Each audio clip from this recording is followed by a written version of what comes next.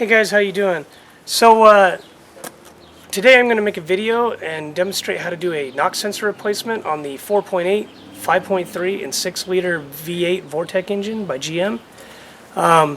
It's a bit of the Achilles heel on this engine. Those sensors are vulnerable. They fill up with water, they go out, and it can be a real headache at times. But don't worry, with a little bit of effort and working together, it's something you can do on your own and save some money rather than go to a shop to take care of it for you. Now, I did it my first time around not too long ago, and made a few hiccups here and there, and I've learned some things along the way and decided to do this video and share them with you. Perhaps I can save you guys some headaches, your first time around. So before we get started, let me go over some of the tips and things that I recommend that you guys do before you even start this project. So let's take a minute and we'll go over that right now. Alright, to get started, I'm going to go over some tools that will be needed. Now, if I miss a tool here and there, I apologize, but best of my memory, this should be everything you need to get the job done, and hopefully this will save you some time before you get started so you can set it all aside and be ready to roll.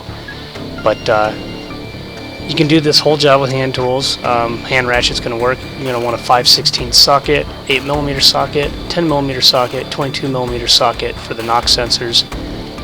Flathead screwdriver for the various clips and whatnot, and a good set of pliers and needle nose pliers.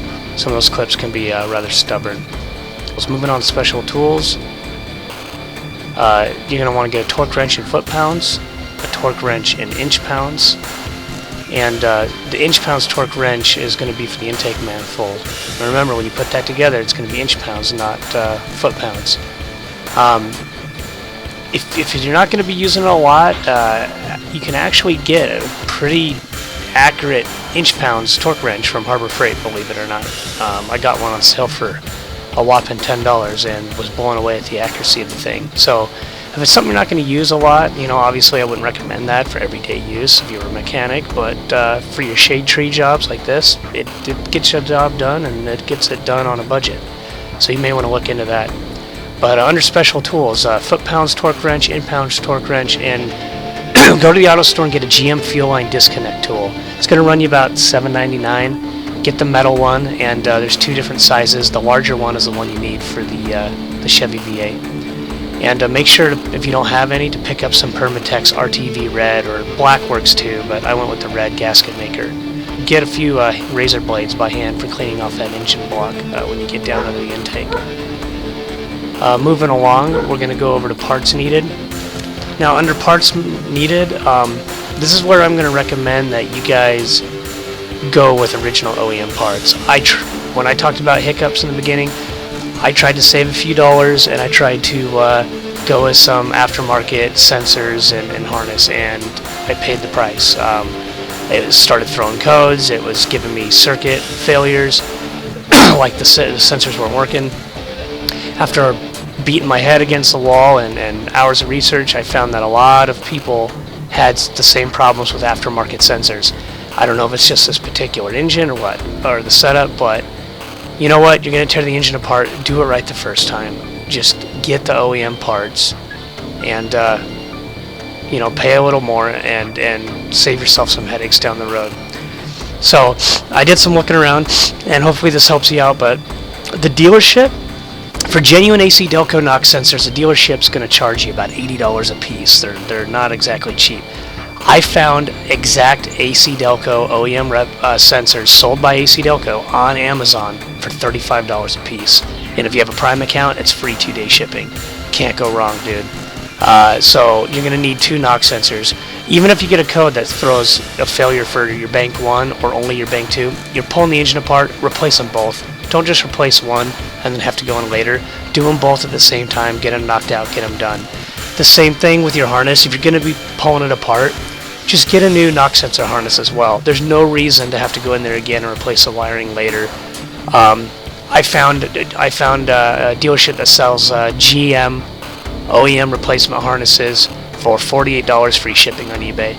Now, I had originally gone with a Dorman harness for I think it cost me about $30. A lot of people have had good luck with them. I decided not to take any risk. After I had problems with the first one, I just said, you know what, I'm going OEM on everything. So I went original on the harness and original on the sensors. And then of course you're going to need, you're going to want to replace your intake gaskets when you pull your intake off if it hasn't been apart for a while. I got a Fel-Pro gasket set for $50 on eBay as well. So total, you're looking around $168 in parts. And if it's your first time doing the job, plan to set aside about 4 hours, 4 to 6 hours if it's your first time. Go slow, take your time, follow along, and second time around will be much faster. But those are the parts needed. Those are my tips, and hope this helps. Might want to take note of these before we get started, and then here we go. We'll dive into the job. Alright, so part of the process of doing these knock sensor replacements is the intake manifold is going to have to come off. In doing that, we're going to have to disconnect the fuel lines. So just like I stated, you're going to want to get that disconnect tool. The best way to decompress the fuel lines, in my opinion, it's fast and easy, is we're going to pull off the fuse box cover right here, and we're going to find the fuel pump fuse, and we're going to yank that, and then you're going to want to start up the engine and let it run out of gas, and that'll decompress your fuel lines. Alright, now that we got the cover off, the fuse you're going to want to yank is this guy right here. He's right next to a 15 and 20. So we'll pop him out. We'll just set him aside just like that, and we'll fire up the car.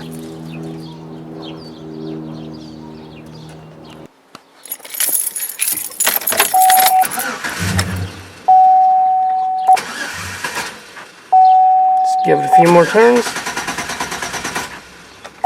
and there you go. Fuel lines are decompressed and should take care of that. Now that is taken care of, what you're going to want to do is disconnect the negative terminal on this battery, especially when you're working with fuel lines. You don't want the chance of any loose sparks or electricity. So take care of that, and then the next thing we're going to do is the air intake here. This is going to have to come off, and we're going to have to get to the throttle body. Alright, so this is just a single bolt. I went ahead and just grabbed a deep socket 5/16, and that fit on there no problem. So we'll yank that off real quick and skip on to the next step once I got it off. Okay, next, this plate's going to have to come off. That's a 10mm socket. And then just use a screwdriver to undo that, fasten it there, and this guy right here, and then we're going to yank this off and get to the throttle body. Okay, now with that off, we're going to get to the throttle body. Now believe it or not, one of the biggest pains in the butt about this job is this little coolant hose right underneath the throttle body here. The clamp's just a hassle to get to, and while not overly complicated, it's just a tight fit and can cause a headache. But these little bolts right here, these little nuts right here, they're 10mm. They'll come off with a 10mm socket. So we're going to undo those bolts, disconnect this line, and then right back here we're going to have to disconnect this guy. So, once we get that off, we'll jump forward to the next step. So go ahead and get started, and we'll move on from there. Okay, after you got your throttle body off, this coolant line is going to want to leak, so you might want to get something to stuff in there. I just took a little screwdriver here and plugged that hole so it's not leaking coolant the whole time while I'm working on the car. So now that we got the throttle body off, the next step is we're going to want to, let's see, so let's start disconnecting all the electrical lines. So you got a hookup here, one in the back, you got a plug here, a plug here. That's going to have to come undone. We've got, I believe this is the vacuum brake booster line here. That's, you're going to want to disconnect that guy for the manifold to come off. So let's go ahead and take care of a few of those things, and we'll skip to the next step once those are disconnected. Okay, now that we got this plug undone, this plug undone, if you follow this guy right back here, he disconnects he plugs in right there. I find it's easier just to unhook this back here and just leave this guy alone right here. This piece can get a little brittle, or it's not worth the risk breaking the nipple off that if it's hard and weather beaten. So I'd leave that one alone. Next, we're going to want to come on along over here. If you look, there's a little nut right here that holds on this little plate. The wire harness, we're going to yank this nut, and don't forget this little guy that runs here. You're going to want to disconnect him, set him off somewhere safe. So we'll just disconnect him altogether and put him off to the side. And undo this plate. And once I get this plate off, we'll skip to the next step, which should be tackling the fuel rail. Alright. Okay, now the fuel rail lines, they're not so bad.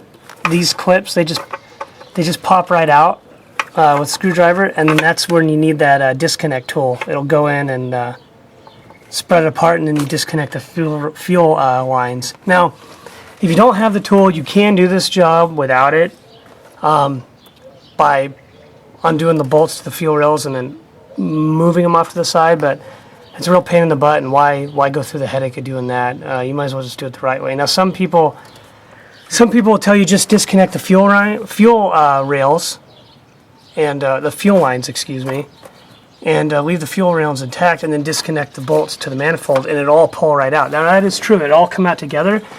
But I found personally, it's just easier to disconnect the fuel rails and pull them out. It's only 4 bolts, 2 on each side. And the fuel injectors, I mean, they just pop right in and out. They're not that difficult to put in and out, and it's really hard to get to the manifold intake bolts with the fuel rail in the line. At least for me, it was. So why fight the bolts on the intake when you can just easily move that off to the side and not have the headache of even fighting with it?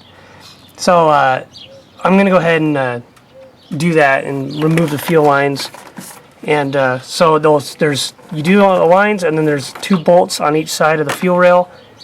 And of course, before they can come out, before the fuel injectors come out, you need to go through one by one here, and you need to unhook the injectors. Now on the side there's like a little push-in clip.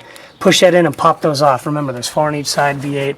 Yank those off, then undo the bolts to the fuel rail, disconnect the fuel lines, and they'll pull straight up. And then after that, we can start removing the intake manifold bolts. Okay, once I get that removed, we'll go to the next step. Alright, now that the fuel rail is out of the way, as you can see, I've got a clear path to all these intake manifold bolts. So just go ahead and there's 4 on each. Let's see, 1, 2, 3, 4. We've got 5 bolts on each side. So go ahead and undo those, and once you undo those, your intake manifold will lift straight up and out. And then once you get under there, you'll see just how nasty your engine is after all these years. Okay, once we get that off, we'll move forward to the next step.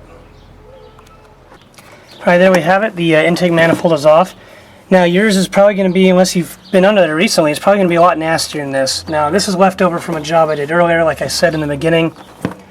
I made a few hiccups and I learned from my mistakes, so this is leftover RTB from my last job.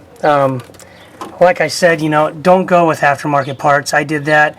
I learned the hard way, and here I am doing it again with original OEM AC Delco parts and GM parts. So, but when I had done the RTV silicone dam, I'd actually done that wrong too. So there's a specific way to do that, and I've got the printout bulletin from it, and we'll go over the proper way of doing that.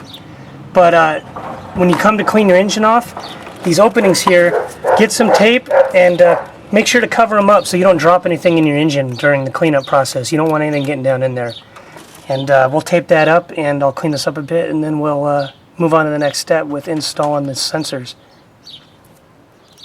Also wanted to mention, while you're cleaning this up, using your carb cleaner or whatever, when you're cleaning this up, before you block these off, you're going to have to clean around the edges. Obviously, they're going to be nasty. I would avoid using like a gasket scraper.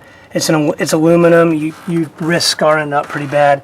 I would just get a razor blade by hand, and just get a razor blade by hand and just lightly scrape around the edges to get that off and wipe them down, and get this as nice and as clean as you can. You may as well.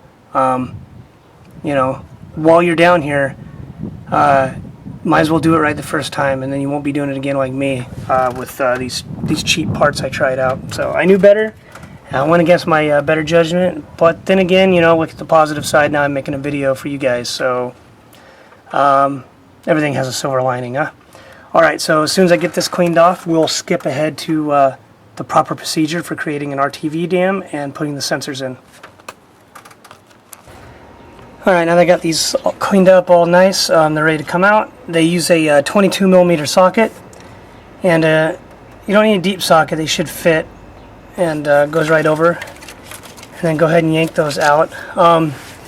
The sensor that usually fails is the Bank 2 sensor in the back here. They've got deep pockets, and what happened is it's not the best design, but when water gets down in there, it settles in, and then it starts to corrode those sensors out. So a big no-no on these engines is do not power wash these engines. Matter of fact, don't even use a hose on them. Washing these engines is just with the water is a real bad idea. You get water down in there, and then you're going to have NOx sensor issues. So best avoid that altogether. That's the other reason for this RTV gasket maker, the silicone, is we're going to apply that to prevent water from getting in there in the future. And also under the intake manifold, I don't have it. I discarded it already, but there's a foam insert. If you find that when you pull it off, you can go ahead and just discard that. Now, if I remember right, the Bolton says to just do away with it anyway. It doesn't do much good, and it probably actually will do more harm than good in trapping water back in there. So it doesn't do much of anything. So might as well discard that. And I'm going to yank these out, and we'll get ready to do the next step. Okay, so they thread, they go right down in there. You don't want to over tighten these. You don't want to be too loose. You don't want to be too tight. So according to the specs, and this is where you're going to want your torque wrench, these are supposed to be tightened down to 15 foot-pounds of torque. So make sure to get your torque wrench, and when you put these in, get them nice and snug to 15 foot-pounds, and then leave them sit. And then after we do that, we will start applying the RTV.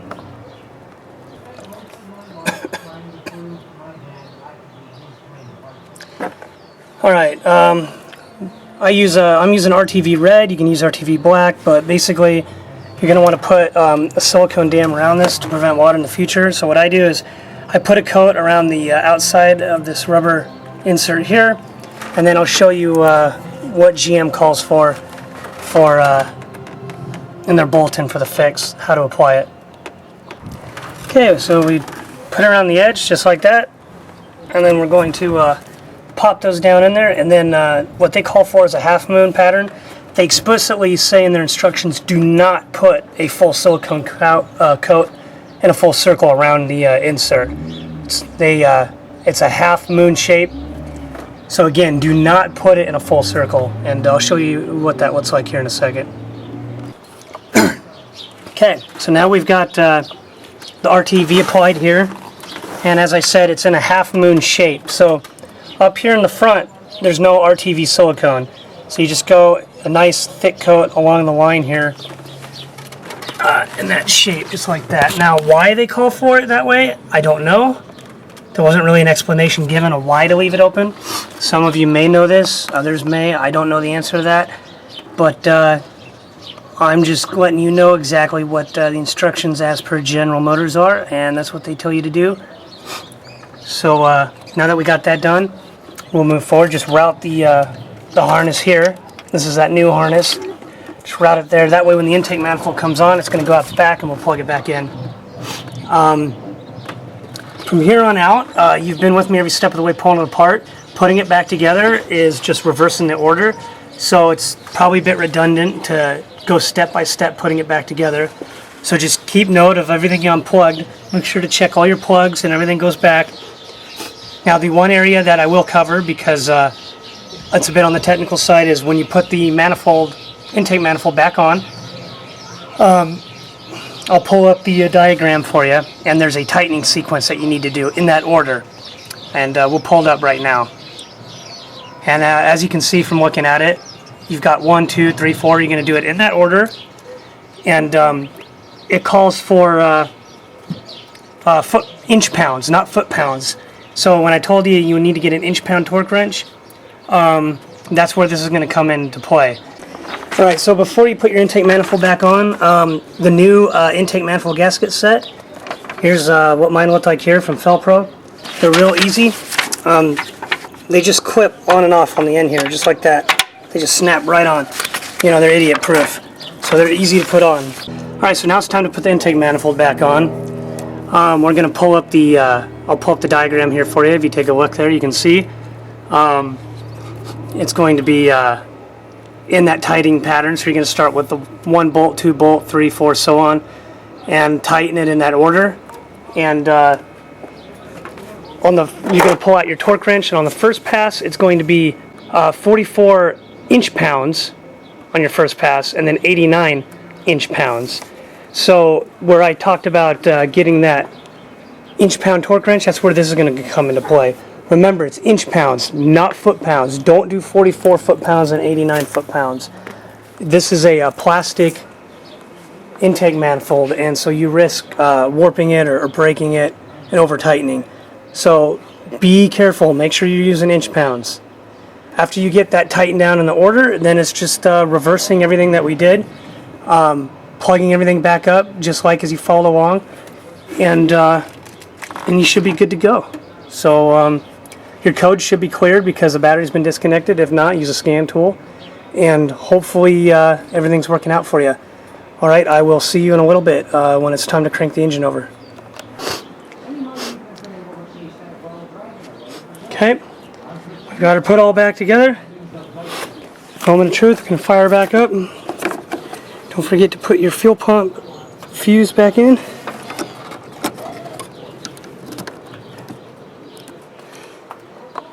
Alright, see you in a sec. Alright.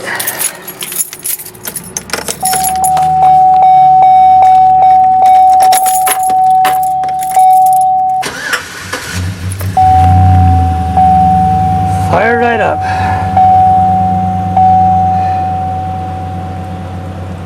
And there you have it. Done deal. Turn like a kitten. Hopefully everything went well for you, and you're able to get it done. And that's it. That's how you do your knock sensors. So good luck. Let me know if this video helped.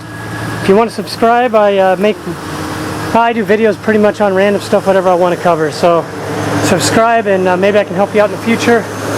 And comment below. Let me know if this helped you or not. And if you have any tips, comments, input, anything you want to add, feel free. See you later.